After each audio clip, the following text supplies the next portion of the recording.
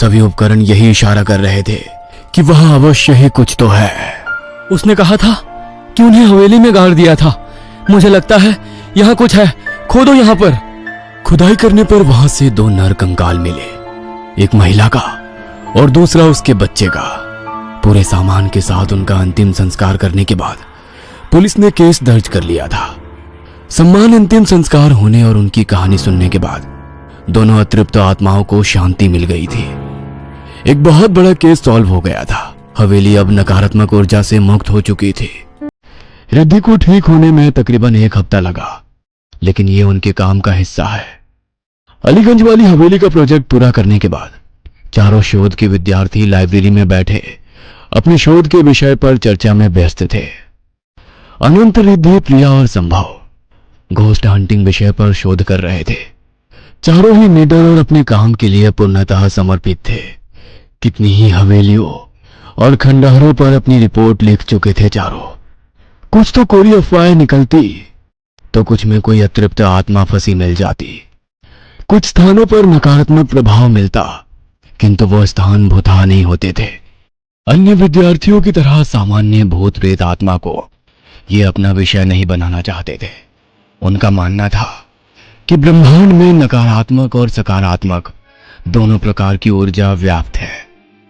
सकारात्मक ऊर्जा पर तो दशकों से शोध चल रहा है, लेकिन नकारात्मक ऊर्जा पर कभी कोई शोध नहीं हुआ। भूत, चुड़ैल, आत्मा सिर्फ इस नकारात्मक ऊर्जा का एक प्रकार भर है। ब्रह्मांड में अवश्य ही कुछ अज्ञात नकारात्मक ऊर्जा स्रोत जरूर होंगे, कुछ अनजान शक्तियां जो है, किंतु उनके अस्तित्व का आभास मनुष्य को नहीं है। विज्ञान में रेजोनेंस का सिद्धांत कहता है कि हमारे आसपास हर तरह की ऊर्जा घूम रही है। किसी विशेष मंत्र साधना या विधि के माध्यम से जब हम उन नकारात्मक ऊर्जा के बराबर ऊर्जा उत्पन्न करते हैं तो वो ऊर्जा प्रभावी हो जाती है, जिसे सरल शब्दों में सिद्धि प्राप्त करना कहते हैं। कौन सी शक्तियां हैं वो, और उनको साधने के क्या प्रकार हो सकते हैं? क्या वाकई है कोई ऐसी शक्ति जिससे मनुष्य अभी अनजान है? बस इसी प्रश्न का उत्तर जानने के लिए वो चारों हर संभव प्रयास कर रहे थे। रिद्धि, ये कौन सी किताब में आंखें गड़ाए हुए हो 3 दिन से? कुछ बताओगी? यार बस खत्म ही हो गई। मैं इफरित जिन की कहानी पढ़ रही हूँ। शोध बताते हैं कि ये कहानी महज एक कहानी नहीं, बल्कि एक सच्ची घटना है, जिसमें जिन की धरती पर आने और विनाश की सच्ची कहानी लिखी गई है। पढ़ते हुए मुझे ऐसा लगा मैं सच में जिन से साक्षात्कार कर रही हूँ। एक बात और बताऊं, इस किताब में लिखा है कि जिन को उसकी दुनिया से बुलाने के लिए कुछ खास मंत्र का उच्चारण किया गया था, और उन मंत्रों को लगभग 250 साल पहले किसी किताब में आखिरी बार देखा गया था। वही किताब जो चांदपुर के महाराज के पुस्तकालय में रखी गई थी। क्यों ना हम लोग वहां चलकर उस किताब को खोजकर उस पर कुछ रिसर्च करें। जिस तरह से उसमें जिन का जिक्र किया गया था, हो सकता है किसी और अज्ञात ताकत के बारे में भी जानकारी हो। और ये बात तो तुम जानते हो ना कि हमारे पूर्वज ऐसा बहुत कुछ जानते थे जिसके बारे में अभी हमें जानना शेष है। चाहे पिरामिड हो या कैलाश पर्वत की मिस्ट्री, अभी बहुत कुछ जानना बाकी है, जिनके निशान अतीत में छिपे हैं। मतलब तुम वापस उसी मनहूस हवेली में जाना चाहती हो जहां पर इतने लोगों ने अपनी जान गंवाई? संभव ने हैरानी से कहा। तो तुम्हें क्या लगता है तुम रात को सोने जाओगे और सुबह तुम्हें तुम्हारी पीएचडी हाथ में मिल जाएगी? हमारा काम ही है ऐसा संभव, जोखिम तो लेना ही होगा। तुम लोग बोलो, क्या बोलते हो? प्रिया ने भी रिद्धि का समर्थन किया। तो ठीक है, चलते हैं, देखते हैं क्या हाथ लगता है। चारों अगले ही हफ्ते चांदपुर की पहाड़ी पर स्थित मोर वाली हवेली के लिए निकल पड़ते हैं। हवेली पर पहुंचने पर देखते हैं कि हवेली बिल्कुल सुनसान पड़ी हुई है।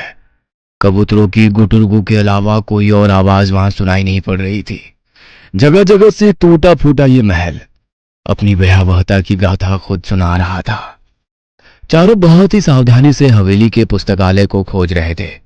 पुस्तक स्थित जिनके अनुसार हवेली के निश्चित क्षेत्र में ही यह पुस्तकालय निर्मित था। चारों ने हवेली के हर कमरे को जांच पर रख लिया था, किंतु पुस्तकालय जैसा कोई भवन दिखलाई नहीं पड़ रहा था। अधिकांश कमरे बरसों की उपेक्षा और वहां हुई अनहोनी घटनाओं के कारण जर्जर स्थिति में थे। हर तरफ गंदगी से भरी थी।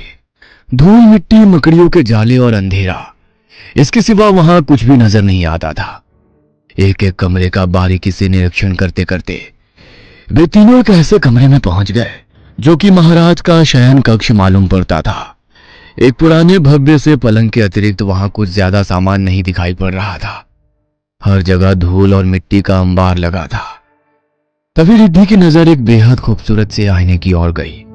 कितना खूबसूरत और नकाशीदार आईना था। आकार तो इतना विशाल था कि उसके सामने खड़े होने पर पूरे कमरे का दृश्य उसमें दिखाई पड़ रहा था। आईने की नक्काशी को निहारते निहारते उसने जैसे ही उसे छूने के लिए हाथ आगे बढ़ाया, ना जाने कैसे पीछे से आकर अनंत उससे टकरा गया और रिद्धि भी जाकर आईने से टकरा गई। जोरदार झटका लगने से अभी तक आईना लग रहा वो दर्पण एक दरवाजे की भांति अंदर की ओर खुल गया, जिसे देखकर चारों मित्रों की आंखें आश्चर्य से खुली रह गई। क्या उन चारों को कोई खुफिया कमरा मिल गया है? क्या हवेली में उनके साथ कोई अनहोनी होगी या फिर कहानी कुछ नया मोड़ लेगी? जानने के लिए देखना ना भूले कहानी का अगला भाग।